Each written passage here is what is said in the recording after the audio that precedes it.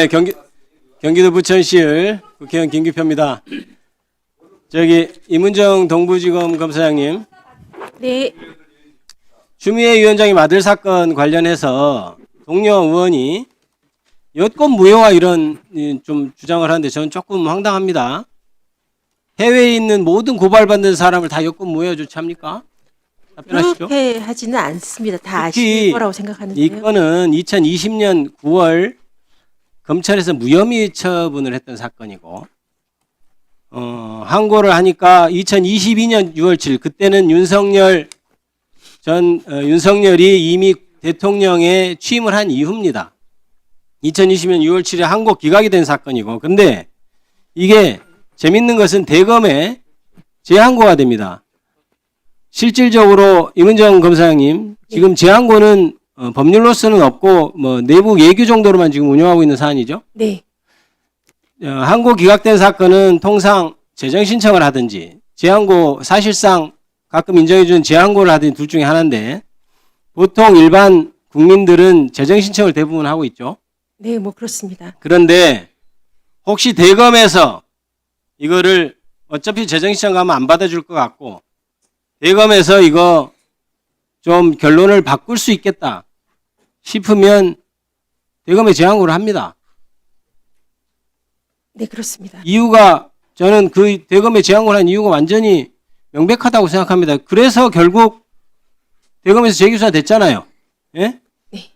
그게 뭐 재기수사 명령 같은 경우에는 보완 수사를 추가로 해서 혐의 의미를 가리라는 거지 기소하라는 건 또 그렇죠. 아니기 때문에 아니, 지금 여권 무효화 얘기는 약간 지나치신 말씀. 그런 사안이, 그러니까 2022년 11월 이미 윤석열이 대통령 취임하고 대검이 검찰이 이미 윤석열의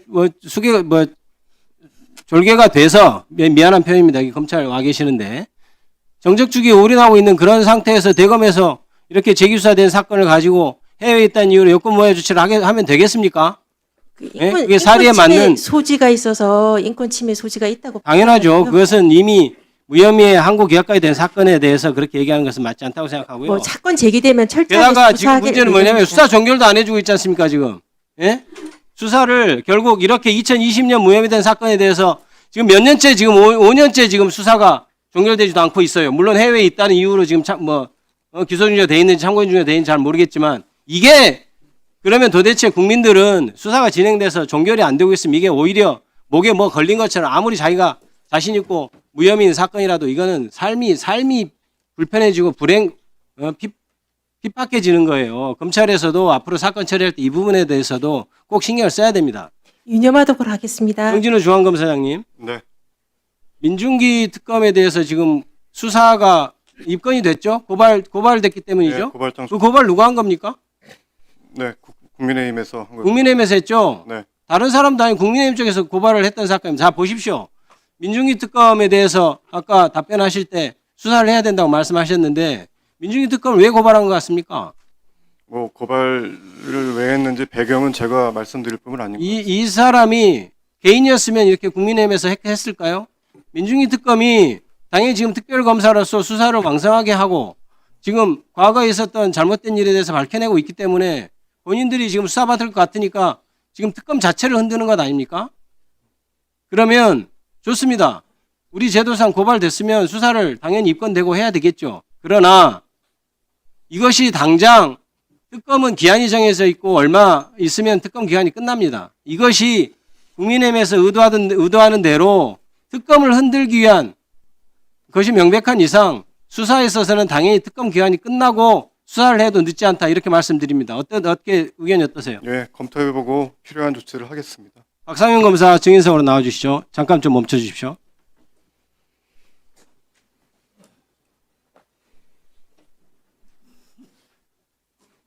네, 아까 존경하는 서영교 의원께서 구치소 접견 내용 페트병에 담아서 술을 가져와라. 검사하고도 얘기가 된 것이다.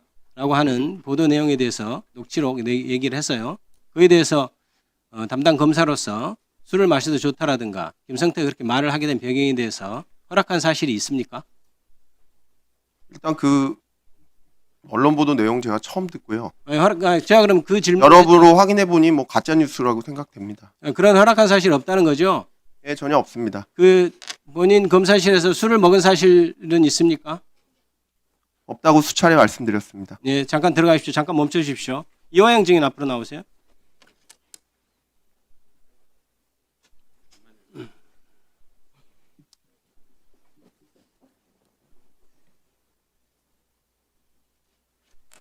네. 저희가 여러 가지 그 구치소에서 자료 제공 요청도 받고 여러 가지 정보를 종합해 보니까 이화영 증인이 이른바 연호회 술 파티라고 하는 그 사건, 수차례 연호회 술 파티 때문에 진술이 어떻게 된 것은 아니고 그 본질은 진술 세미나라고 계속해서 말씀을 드렸습니다. 그때 특가법 뇌물 이걸로 수사 중이었나요? 재판 중이었습니다. 그때 근데 왜냐하면 그때는 2023 형제 1574005 특가법 뇌물 사건으로 계속해서 피신조서 같은 게 작성이 되거든요. 그러니까 재판을 받고 있는 도중에 증인으로 채택된 사람들에 대해서도 지속적으로 소환을 해가지고 계속 보안 수사 명목으로 또 아니 지금 이미 법정에서 재판받고 있는 피고인을 불러가지고 피의자 신문 조서를 계속 받았다는 건가요? 그렇습니다. 근데 그걸 또 별건으로 위중교사인가 그렇게 해가지고 하나 더 만들어서 참고인 형식도 빌리고 그랬습니다. 그러나 그건 큰 의미가 없고 그거는 저희가 확인을 나중에 해보겠습니다만 그렇다면 그것도 나중에 문제가 될 수 있는 따져봐야 될 사안이라고 생각됩니다. 자, 그때 당시에 술을 먹었던 사실이 있습니까? 네 있습니다. 박상용 검사실에서 먹었습니까? 예, 박상용 검사실 1313호 영상 녹화실에서 술을 마셨습니다. 술은 어떻게 보급이 됐나요? 제 기억으로는 쌍방울 직원이었던 박상웅이라는 사람이 술을 그 페트병 같은 거 해서 종이컵에 각 이렇게 우리 저하고 박상용 검사 그다음에 수사관 2인 자, 예 페트병으로 들어왔고 그러면 그때 박상현 검사도 술을 먹었습니까? 그건 제가 확인할 수 없습니다. 확인할 수 잘 없고? 모르겠습니다. 그러면 페트병으로 가져왔다는 것은 아까 얘기했던 보도된 내용하고 일치하는 것이네요. 그날 5월 17일 날 오전에 김성태가 접견하면서 저는 페트병인지 예. 어떤 병인지에 대해서 정확한 기억 소주병 채로 들어온 사실은 있습니까? 없습니다. 그건 아니고 그럼 페트병일 가능성이 높겠네요.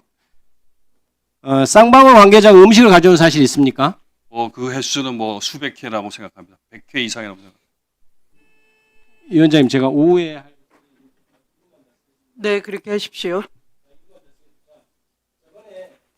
이번에 박상현 검사는 외부 음식이 맞냐는 저의 질문에 처음에는 외부 음식이 들어온 사실이 없다고 하다가 검찰에서 돈을 내서 외부에서 음식이 들어온 사실이 있다라고 인정을 했었습니다. 기억하실지 모르겠는데 그러면 검찰이 돈을 낸 것이 아니고 김성태 쌍방울 측에서 돈을 내서 낸 음식이 이화영 증인이 당시 먹었던 음식 중에 있었던 사실이 있습니까? 여러 차례 있었습니다.